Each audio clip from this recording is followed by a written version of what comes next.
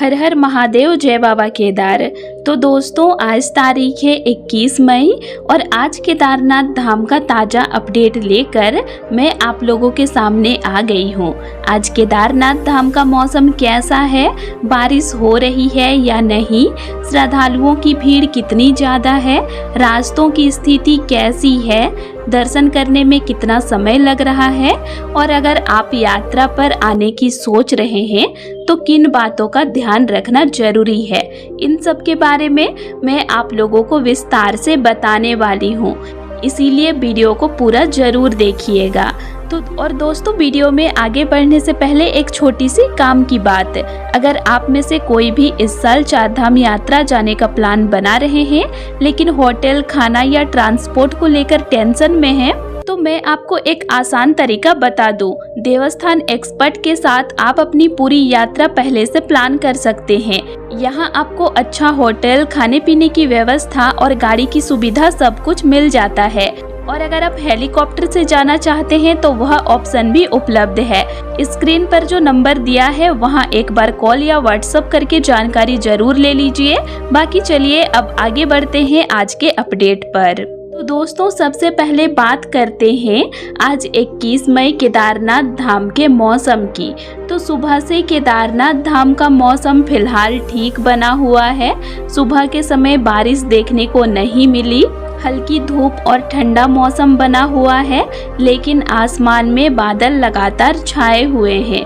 पहाड़ों का मौसम कब बदल जाए इसका कुछ कहा नहीं जा सकता, इसीलिए शाम होते होते हल्की बारिश या तेज बौछारें पड़ने की पूरी संभावना बनी रहती है।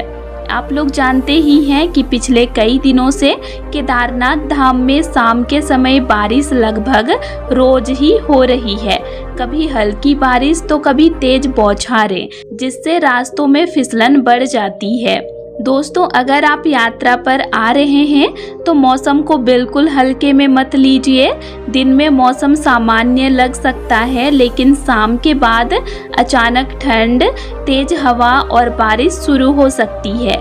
इसीलिए रेनकोट, गर्म कपड़े, जैकेट और ट्रैकिंग शूज अपने साथ जरूर रखें। अब बात करते हैं रास्ते में श्रद्धालुओं की भीड़ की।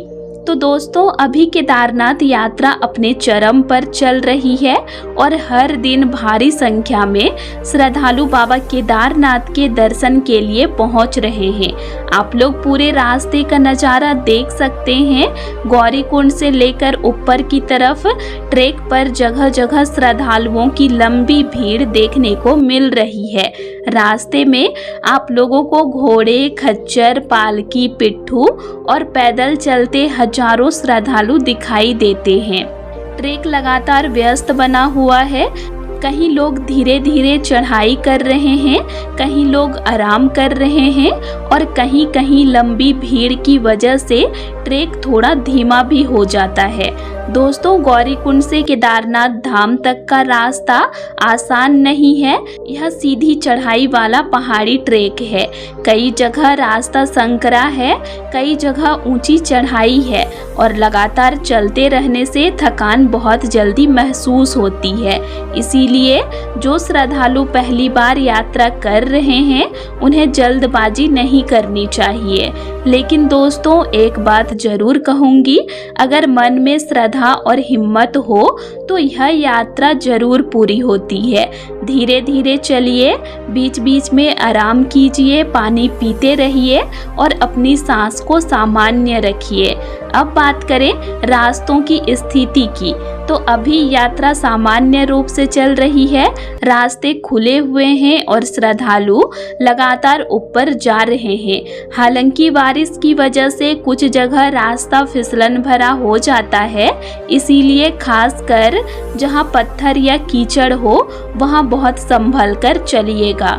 जो लोग घोड़े या पालकी से जा रहे हैं उन्हें भी सावधानी रखनी होगी, क्योंकि भीड़ के कारण कई बार रास्ते पर धक्का मुक्की जैसी स्थिति बन जाती है। बच्चों और बुजुर्गों को हमेशा अपने साथ रखें। अब सबसे जरूरी बात, मंदिर में दर्शन करने के लिए कितना समय लग रहा है। तो दोस्तों अभी केदारनाथ धाम में श्रद्धालुओं की भीड़ काफ़ी ज़्यादा है। मंदिर में दर्शन के लिए लंबी लाइन लग रही है। कई श्रद्धालु रात से ही लाइन में लग जाते हैं ताकि सुबह जल्दी दर्शन हो सके। सामान्य लाइन में दर्शन के लिए कई बार 8 से 10 घंटे तक इंतजार करना पड़ सकता है, खासकर जब भीड़ ज़्यादा हो। सुबह के समय लाइन अपेक्षाकृत तेज चलती है, लेकिन जैसे जैसे दिन बढ़ता है भीड़ और बढ़ती जाती है। इसीलिए जो लोग जल्दी दर्शन करना चाहते हैं वे समय का सही चुनाव करें। अब बात करते हैं वीआईपी दर्शन की। तो बहुत सारे श्रद्धालु सोचते हैं कि वीआईपी दर्शन से तुरंत दर्शन हो जाएगा, लेकिन दोस्तों अभी भीड़ इतनी ज़्यादा है कि वीआईपी दर्शन में भी लोगों को 1 से 2 घंटे या उससे ज़्यादा समय लग जा रहा है, क्योंकि बड़ी संख्या में श्रद्धालु इस सुविधा का उपयोग कर रहे हैं। कई बार लोग कहते हैं कि अगर सभी श्रद्धालु सामान्य लाइन में व्यवस्थित तरीके से लगें तो दर्शन और तेजी से हो सकता है। इसीलिए धैर्य रखना बहुत जरूरी है। अब बात करें ठंड और रात के मौसम की, तो दिन में धूप निकलने पर ठंड थोड़ी कम लगती है, लेकिन जैसे जैसे शाम और रात होती है केदारनाथ धाम में ठंड काफ़ी ज़्यादा बढ़ जाती है। ऊंचाई पर हवा तेज चलती है और तापमान अचानक नीचे जा सकता है। इसीलिए जो श्रद्धालु रात में रुकने वाले हैं वे गर्म कपड़े, मोजे, टोपी और जैकेट जरूर रखें। छोटे बच्चों और बुजुर्गों का विशेष ध्यान रखें। दोस्तों मौसम पल पल में बदल रहा है। सुबह साफ आसमान हो सकता है, दोपहर में बादल घिर सकते हैं और शाम में बारिश शुरू हो सकती है। यही पहाड़ों की खासियत है।